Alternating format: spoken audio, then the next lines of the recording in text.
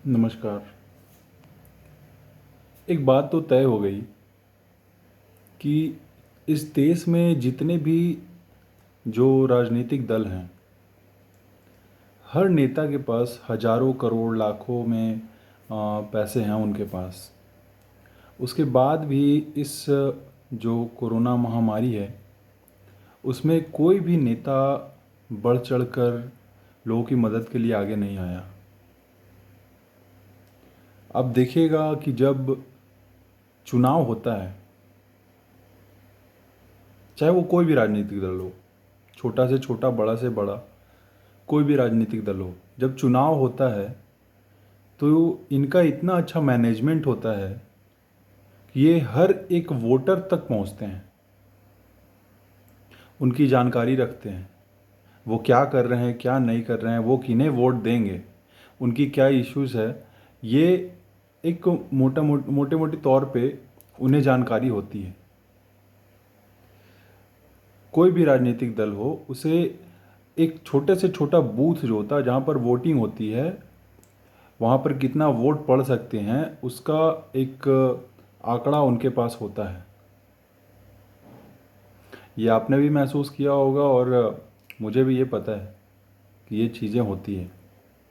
इनका जो मैनेजमेंट होता है इस तरह से होता है। इस महामारी के दौरान जो समस्याएं आई है, जो गरीब परेशान हुए हैं, जो प्रवासी मज़दूर जो दूसरे राज्यों में जाकर काम करते थे, जैसे बिहार, यूपी, झारखंड से लोग दूसरे राज्यों में जाकर काम करते थे, जब वहाँ पर कम्प्लीटली लॉकडाउन हो गया और ये लॉकडाउन एक्सटेंड होते गया तो 15 दिन, उसके बाद 21 दिन, इस तरह से जब एक्सटेंड होते चला गया तो जो सेविंग्स थे उनके पास, वो उन सेविंग्स पर डिपेंडेंट थे। उसे खर्च किया, उसके बाद वो अपना मतलब जो भी फैमिली था उस पर खर्च किया। अभी ये एक्सटेंड होते चला गया तो उनकी जो सेविंग्स थी वो भी ख़त्म हो गई। सरकार की जो सुविधाएं जो मिलती हैं वो हम और आप बिल्कुल जानते हैं कि सरकारी सुविधाएं इस देश में किस तरह से मिलती है। तो सरकारी सुविधा ना के बराबर ही है इस देश में। तो क्या इस देश की तमाम राजनीतिक पार्टियां ये मैनेजमेंट नहीं कर पाई कि गरीबों को उनके घर तक पहुंचा दिया जाए, उन्हें खाना दिया जाए, उन्हें जो असुविधाएं हो रही है वो दिया जाए? ये गरीब कोरोना से तो नहीं मर रहे हैं, लेकिन भूख से, सड़क दुर्घटना से, जब ये पैदल अपने घर की तरफ चल रहे हैं तो कभी ट्रेन से कटकर, कभी ट्रक के आगे आकर, कभी सड़क हादसे में मर रहे हैं। क्या इस देश की तमाम राजनीतिक पार्टियां जिनके पास हजारों लाखों करोड़ के जो बजट होते हैं, जो अपने चुनाव प्रचार में ये खर्च करते हैं, अपने छोटे से छोटे कार्यकर्ता तक ये फंड पहुंचाते हैं चुनाव में, वो आज कहाँ पर हैं? क्या वो लोग, हम ये कह सकते हैं कि वो कोई भी राजनीतिक पार्टियां क्या लोगों की मदद करना ही नहीं चाहती? अभी प्रधानमंत्री जी ने भी जो अनाउंसमेंट किया है 20 लाख करोड़ रुपए, एक कॉमन आदमी को अभी भूख लगा हुआ है और आप कह रहे हैं कि आप जाइए बैंक में और लोन लीजिए, आत्मनिर्भर बनिए। सर, जब वो भूख अभी लगा है तो अभी वो बैंक जाएगा, लोन लेगा, उसके बाद काम स्टार्ट करेगा, तब कमाएगा, तब खाएगा। मतलब क्या लॉजिक है आपका? कौन से लोग आपको इस तरह के सजेशन देते हैं? लोगों के खाते में डायरेक्ट पैसा आपको देना चाहिए था। खैर, ये अपनी अपनी बातें हैं, पर मैं ये कह रहा था कि राजनीतिक पार्टियां जो, बहुत सारी राजनीतिक पार्टियां मिलकर पिछले चुनावों में जो एक दूसरे को हराने के लिए लगी हुई थी, बहुत सारे आंकड़े उनके पास होते हैं, तो ये गरीबों के आंकड़े उनके पास नहीं थे क्या? उनको मरने के लिए सड़कों पर छोड़ दिया गया, वो पैदल 1000 किलोमीटर, 1500 किलोमीटर चल रहे हैं, उसके बाद भी आप उन्हें कोई फैसिलिटीज़ नहीं दे रहे हैं। ठीक है, आप कोई भी ट्रांसपोर्ट उन्हें नहीं दे रहे हैं, खाना पानी कुछ नहीं दे रहे हैं, उसके बाद ये सब के बावजूद मजदूर जो है हमारे देश का, वो इतना मजबूत है कि 1000 किलोमीटर, 1500 किलोमीटर ट्रैवल करके, पैदल, साइकिल से ट्रैवल करके भी अपने घर पहुंचना चाह रहा है, उसके बाद भी हर राज्य के जिस राज्य से वो गुजर रहे हैं वहाँ की पुलिस उन्हें मार रही है। कम से कम ये फैसिलिटीज़ तो हटा दीजिए। सिर्फ यही फैसिलिटीज़ आप दे रहे हैं कि पुलिस उन्हें मार सके। उनका खाने पीने की व्यवस्था नहीं दे रहे हैं। रात में वो अगर पैदल चल के आ रहे हैं, साइकिल से आ रहे हैं, रात में वो कहाँ जंगल में ठहर रहे हैं, किस जगह पे ठहर रहे हैं, उनकी व्यवस्था आप नहीं कर पा रहे हैं। उनके बारे में आपको कोई जानकारी नहीं है, किसी भी तरह की कोई जानकारी नहीं है उनके बारे में।